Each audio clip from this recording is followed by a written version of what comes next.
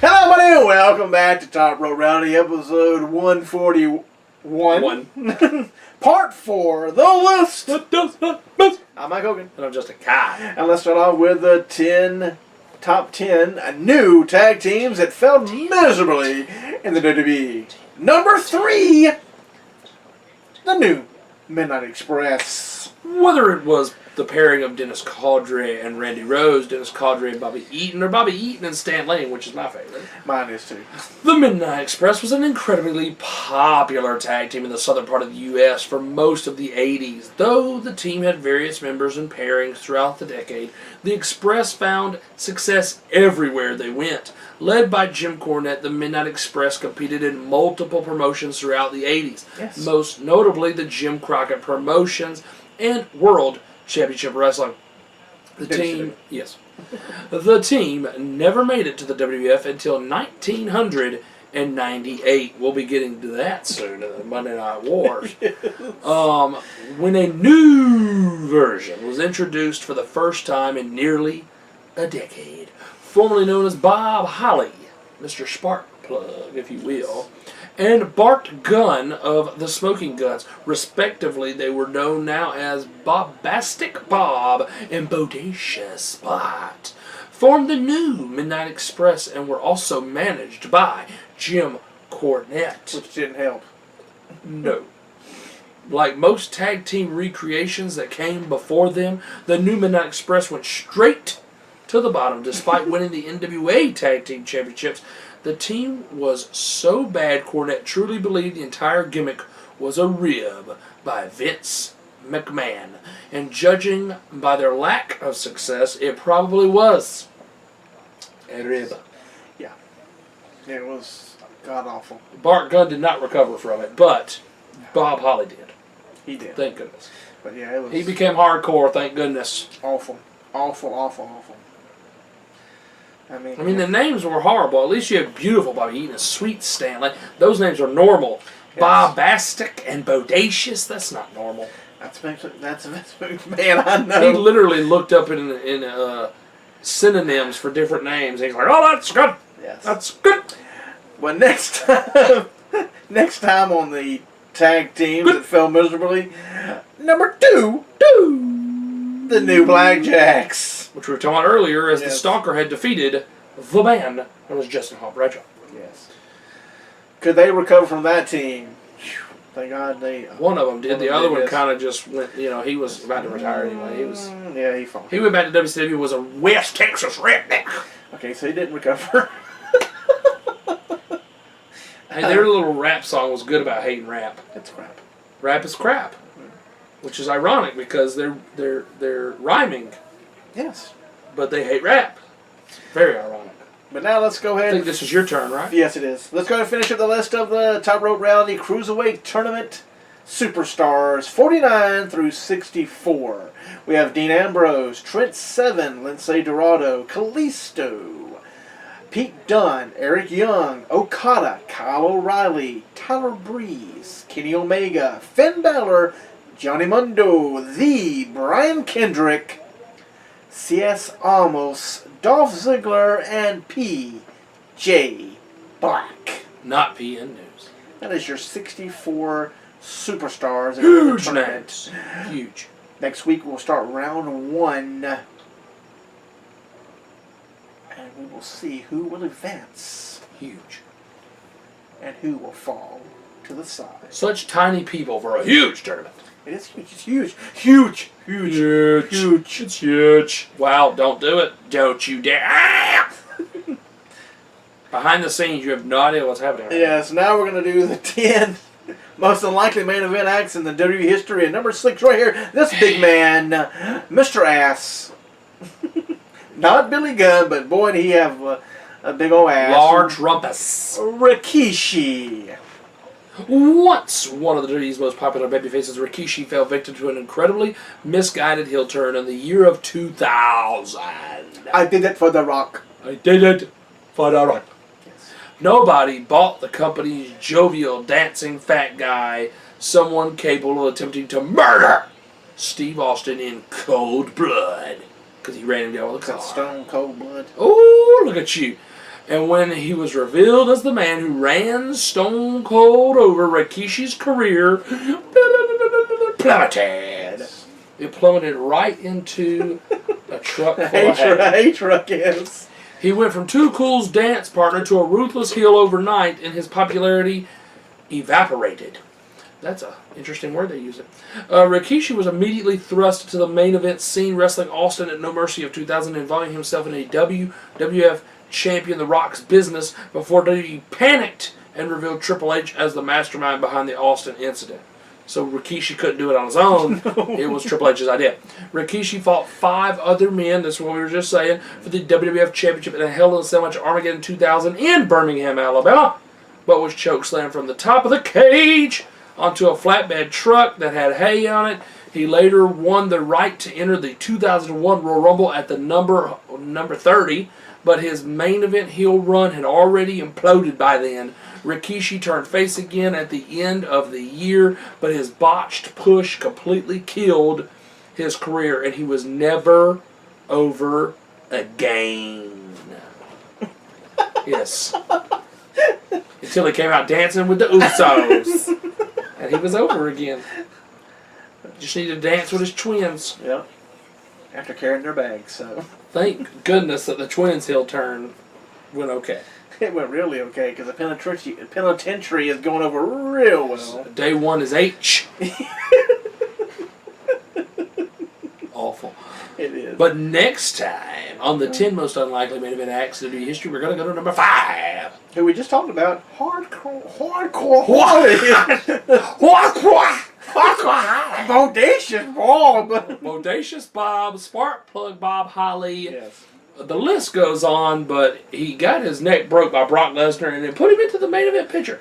Yeah. Got him a Royal Rumble title match against Brock Lesnar. One and done. Yes. It was a horrible idea. With Yes. Easy for you to say. I know. My tongue went left and my words went right. So yes. I can't even do that. Tongue went left. Okay, so the tongue went left. Word went right. Now you're either saying Hardcore Holly bad or you're having a stroke. One of the two. So. One will never know. Yes. No, pause me. That's awful. Too soon. Yeah, like you. Now we're going to talk about the Montreal Screwjob. We have 10 backstage stories of what really happened that night. What? 10 backstage stories. 10. Yes. For the next 10 weeks, you got to hear me talk about it. Yes, the Montreal Screwjob is one of the most infamous moments in WWE history. A big work, everybody knew. At Survivor Series 97, Bret Hart was screwed out and over of the WWF title by Vince McMahon. Even though he won the title, Shawn won the title, but you know, yeah. In his match against Shawn Michaels, here are some backstage stories from the various people involved in the incident. Hopefully this, I know I was jumping ahead there, provides you with some new perspective about the incident. First up, Julie Hart explains how Bret was feeling before and after the Montreal Screwjob. Bret's wife at the time, now ex-wife Julie Hart, was interviewed by Inside the Ropes and spoke at length about the Montreal Screwjob. She spoke about Bret getting suspicious and nervous prior to the Montreal Screwjob when he heard that Shawn Michaels had gotten into an elevator with Vince McMahon earlier in the day. I wonder what they did. I know, what the hell is that? Knocking knees. So if we get in the elevator, like, oh my god, they're getting in the elevator at the same time. What the hell is It's that? over. I know. It wasn't really till we got to Montreal, I remember someone came to Bret and told him that they'd saw Shawn getting into an elevator with Vince in his hotel, and that kind of got Bret a little worried. That was earlier in the day. The kids and I had gone shopping, and when we got back, Bret said he had to go talk to our lawyer, who was in town with us as well. So you just go on vacation with your lawyer, okay? Oh, that's amazing. Why did your lawyer be there for? Wow. That's strange. The source, I can't tell you who it is, but the source had said what happened. Wow. So Bret went over to our lawyer to talk about it, and that's when Bret really started getting nervous. On critics that claim the incident was a work. Firstly, no, it wasn't work, she says. it was as raw as you'd have to be there to experience the emotions that Bret went through. Okay, so just because you say it's not a work, It's definitely not a work. it's not a work. They didn't pay her a little bit to say, hey, She was nervous. he was nervous and he was suspicious. Shawn Michaels got in the elevator with Vince McMahon, and Bret was nervous. Name's better, so. Elevator, goodness. I can honestly say on my children's head, not on their life, but their head, Yeah. that none of that stuff was set up. It was as real as you would ever get. Okay, so it was set up and it wasn't real as it gets. That camera was in the right place, in the right time. But it was never set up. No. You just happened to be in the right place at the right time? Okay. Amazing. It's sad that people would think that. I know I was there. My kids were there. I saw what it did to Bret emotionally. For our marriage after that, we were never the same. Don't bring work home with you. That $20 million you got from WCW, that would make my life a lot happier. Sitting there saying he brought his work home with him. He was nervous. How you suspicious of his wife after that? She was sleeping with Shad. Okay. Did you see the check he was getting from WCW? I wouldn't be nervous. No. I'd be nervous on the way to the bank to cash that check. Yeah. Hopefully it's real. An interesting insight into what Bret was thinking before and after the Montreal Screwjob. Okay, really not, because all I saw was he was nervous. He was just suspicious and nervous. Not a lot of insight. Not bitter yet. He was just nervous and suspicious. Nervous and suspicious and just straight telling you that it was real as real gets. On her children's heads. It was real. Not fake. No one knew. Not on the camera that was there perfectly on time to start everything. It was set up because the camera was in the right place at the right time, so it was a setup. Amazing. He was nervous. This cat, I tell you. Yeah, nervous Nelly. Nervous Nelly. Oh my lord. So yeah, that's one insight from the ex-wife, who probably got a chunk of the change Chunk of the change. when they divorced. So Oh, she got plenty of money. yes, to buy caps for her children's head. Yes, because she's got to cover. She's got to protect them. Yes. Those heads now that she swore on their head. Yes. But yeah, I mean, it's just people may say what they want to say. We got our opinion. I still think it's the biggest work ever. Biggest work in the world. So, but next time we talk about more behind the scenes. Oh, he loves being behind the scenes. Different people's point of view. You don't talk about boy. So there's a lot of people who are nervous when Pat Patterson's around. I'd have been suspicious if Pat Patterson and Shawn Michaels was in the elevator together. I was nervous. Pat Patterson got in the elevator with me. I was nervous and suspicious. What are they gonna do? Oh, I can tell you probably what he wanted to do. My gosh. But I bet you Pat Patterson don't know nothing. Oh. I was the booker, but I have no idea. Nobody told me anything. I was nervous. It was between Vince and Earl Hebner. I had Shawn Michaels, who nobody knew nothing. Shawn and Triple H didn't know a thing, even though they ran out of there like a bat out of hell. Yes, they did. So, Lord. now we know we can put down for number one, nervous. Nervous and suspicious Yes. is a reason why it's real. It's as raw gets. So that's it for this week. I mean, She didn't give me any insight. no, she really before and after. She was very vague. She's very vague. Well, see, what had happened She was harped on the thing about being there, like I was there, my kids were there, my husband was nervous and scared, it was real. so just him talking to his lawyer made him even more nervous. Who was there too? Who's also at the... Why was the lawyer there? Thank you. And then afterwards, it ruined their marriage. Really. Uh-huh. Really. So him being home more often, because WCW didn't have him on the road as much. And didn't jump on the opportunity. Yeah, they didn't bring him in for like another month or two. Yeah. Took forever to bring him in. So the belt thing of going, I didn't want to lose. Not in my home country. Taking the belt off of somebody because you're afraid they're going to jump to another company because Alundra Blaze did it. and threw the belt away. Oh, they're going to take my major title. Maybe that's the reason why every time they go to people's hometown, they lose. Well, we're not going to have a Brett situation here.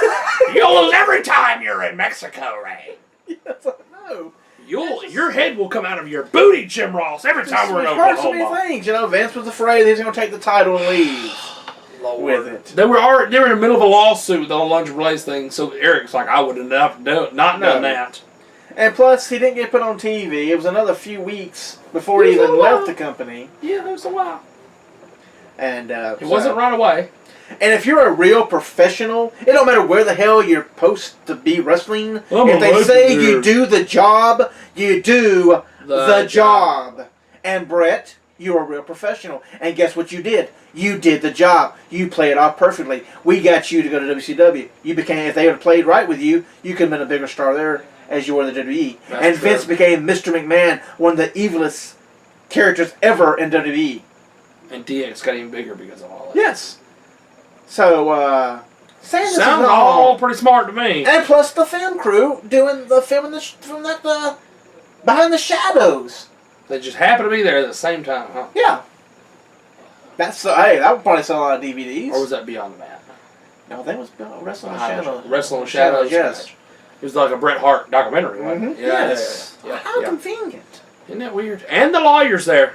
Yeah, why is your lawyer there? Lawyer's supposed to be there to look over paperwork. If you're signing a new contract, so were you signing... Or signing your release, or signing... Were you signing a contract to say, hey, I will do all this, and I will forever say that it was real, so I can make some extra money? Yeah. You know what I'm saying? Maybe that's why the lawyer was there, to look over that paperwork. Yeah, because I heard a lot about wrestlers taking lawyers with them. Yes, we love hanging out with our lawyer. Yeah, if we're not signing papers, looking over contracts, why do you need a lawyer around for? Yeah. So. Yeah, exactly.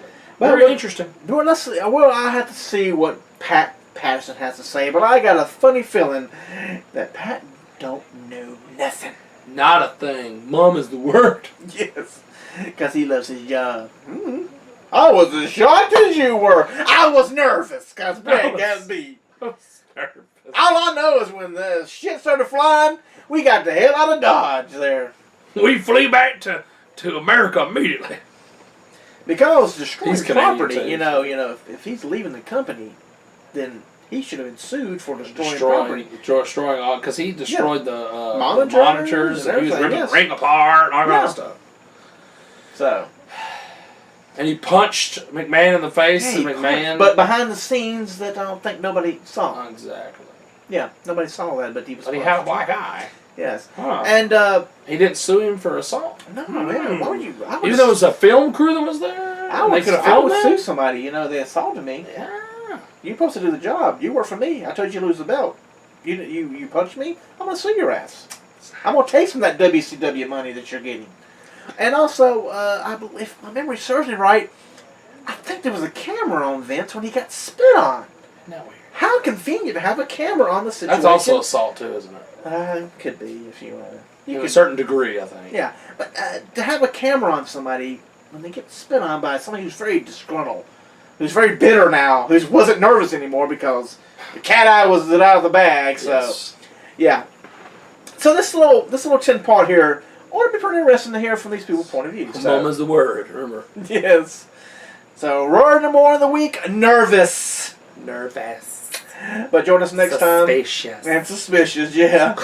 Join us next time. We have more ringside news. I mean, no telling who could be hired and fired. Is Paige going to jail? We don't know. That means if she goes to jail, she's fired. Yeah, so. But why would her future husband be? Who loves her so much, why would he send her to prison? Why would he just drop the charges, Say, hey. Or is he the one that's going to file the charges, though?